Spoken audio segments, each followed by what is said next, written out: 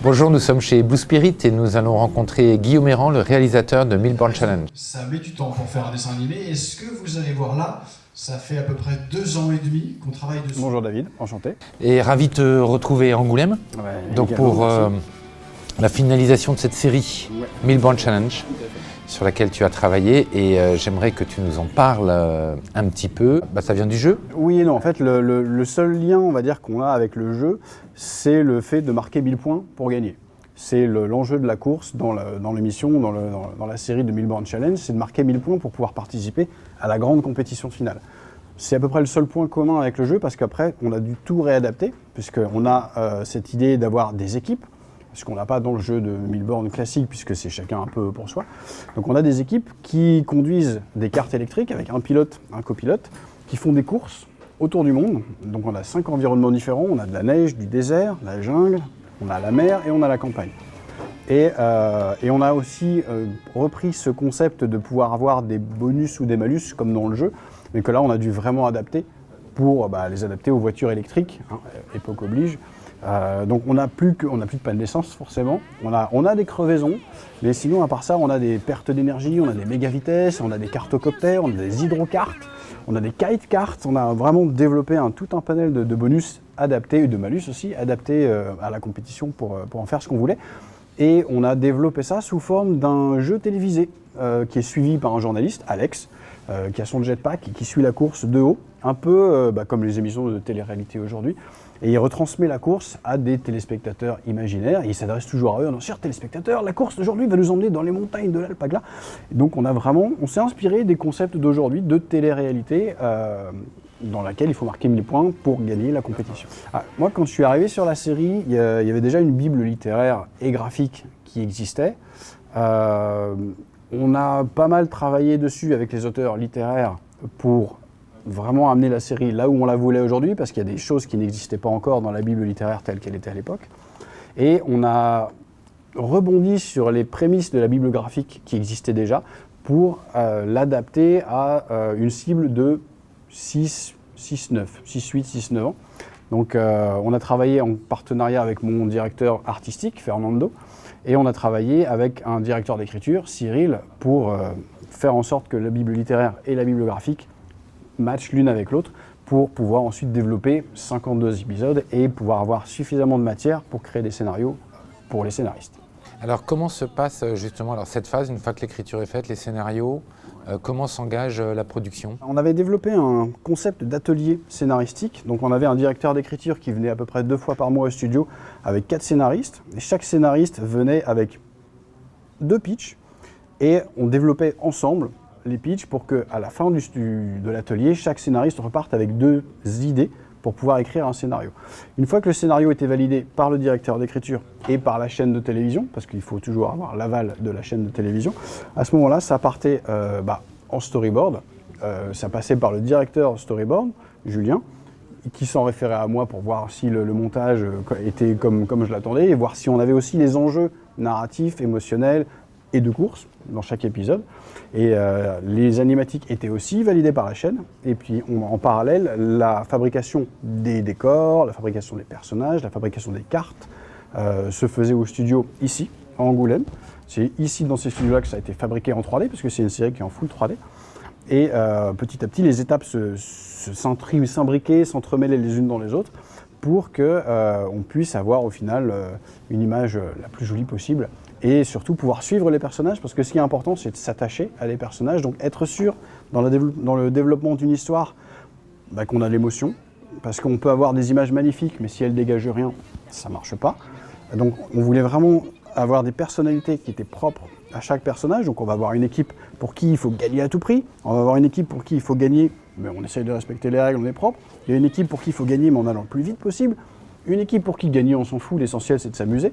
Donc ils ont tous leur psychologie propre, et ils ont tous leur couleur aussi pour qu'on puisse les identifier, ils ont chacun aussi des costumes différents, et on voulait s'assurer que l'émotion est là, et la retranscrire dans cette télé-réalité de Milborn Challenge. Alors comment se passe la phase de fabrication? C'est quoi le défi de production auquel tu as dû faire face? Alors il y a des choses qui sont pas faciles, auxquelles on ne pense pas forcément. Déjà, la première grosse étape, c'est la transcription 2D, 3D. C'est quand on a des dessins En 2D, on n'a pas forcément toujours les volumes, donc après les studios, ceux qui font la modélisation des personnages ou des décors ou des voitures doivent interpréter les volumes. Donc on a des allers-retours entre le studio ici à Angoulême et les locaux de production qui sont à Paris pour que nous on puisse voir le travail qui se fait et le valider. Et puis on avait toute la construction des décors aussi parce qu'on n'a pas non plus de budget illimité et de planning illimité. Donc on est obligé d'optimiser au maximum la production. Et comme on a beaucoup de décors, il fallait faire en sorte que les décors soient transposables d'un univers à un autre. Donc on puisse transformer une dune de sable en dune de neige, ou en plage, ou en montagne. Donc on devait s'arranger pour qu'un décor soit réutilisable à peu près partout, et essayer de répondre le plus possible à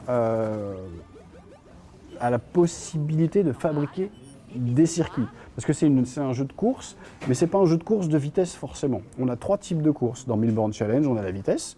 On a les courses où voilà, ils font des tours sur circuit.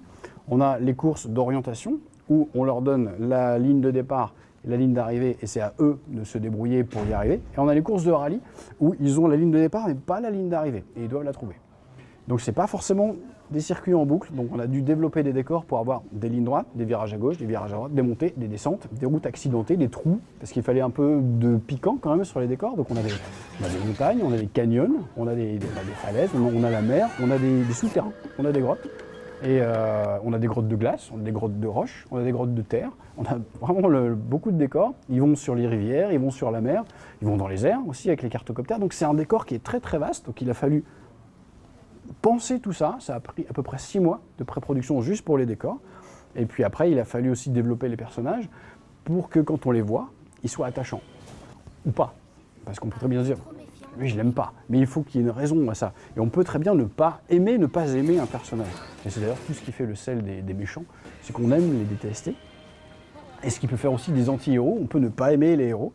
Donc on s'est arrangé pour que chaque personnage dégage quelque chose, donc toujours en aller-retour avec le studio. Et une fois que tout ça a été validé, après il y avait des créations ponctuelles de ce qu'on appelle des props, donc les accessoires. Donc, on a validé les cartes, parce que eux c'est des accessoires récurrents, qui ont validé après tout ce dont on avait besoin à l'épisode pour la narration. Ça peut être une gourde, ça peut être un cerf-volant, ça peut être un camion, un lapin, parce que parfois il y a des animaux, ça peut être un phacochère, ça peut être un arbre spécifique, ça peut être un trou. Donc tout ça, c'était des choses qui venaient se créer ensuite, au fur et à mesure des épisodes, en fonction des besoins du scénario. Chaque épisode est une course, mais pas toujours une course en voiture. C'est aussi ça, parce qu'on s'est rendu compte que être toujours en voiture, ça peut être fatigant, et être toujours en course, là, vraiment, c'est fatigant. Quand on a commencé à écrire les scénarios, on était parti à peu près sur un ratio de 80% course et 20% sitcom. Parce que toujours en voiture, ils roulent, et on n'a pas d'échange avec les personnages, on ne peut pas s'y attacher. Donc on s'est dit 80%, 20%, ça va pas. Quand on arrive à la fin de l'épisode, c'est fatigant. On a rééquilibré un petit peu pour faire plus du 60-40, voire 55-45, où là on a le temps vraiment de s'attacher au personnage. Parfois les cartes s'arrêtent, parce qu'il y a une panne, ou parce qu'il faut s'arrêter. Ça permet aux personnages de discuter. Après, on peut discuter aussi quand on est avec eux en voiture. Donc on a eu besoin de faire des pauses dans les scénarios pour pouvoir apprendre aussi à mieux connaître les personnages et puis pour créer des échanges entre eux. Et donc on a des courses très souvent en voiture, mais pas que. On a un épisode dans lequel les cartes ont été cachées, parce qu'on a Miss Amy, qui est la directrice de la compétition, c'est elle qui décide des règles de la course. Donc aujourd'hui, ce sera une course d'orientation, aujourd'hui, ce sera une course de rallye, ou aujourd'hui, c'est repos. Mais en fait, on sait très bien que c'est pas complètement du repos, donc il faut trouver quelque chose dans cette journée de repos, comme une chasse au trésor. Donc on a des épisodes où c'est une course, mais à pied, ça arrive. On a des épisodes où c'est une course à pied, et une fois qu'ils ont trouvé leur carte, ils doivent finir la course en voiture. On a un épisode qui est juste une chasse au trésor, où il n'y a pas de carte du tout. Donc on a voulu apporter un peu de diversité quand même là-dedans, parce que de la voiture, ça peut être intéressant, mais on peut un peu tourner en rond. Ce qui a été fabriqué ici à Angoulême, comment ça s'est passé Alors, et la fabrication, vraiment la création pure des décors, des personnages et des gros accessoires, ça s'est fait ici, à Angoulême.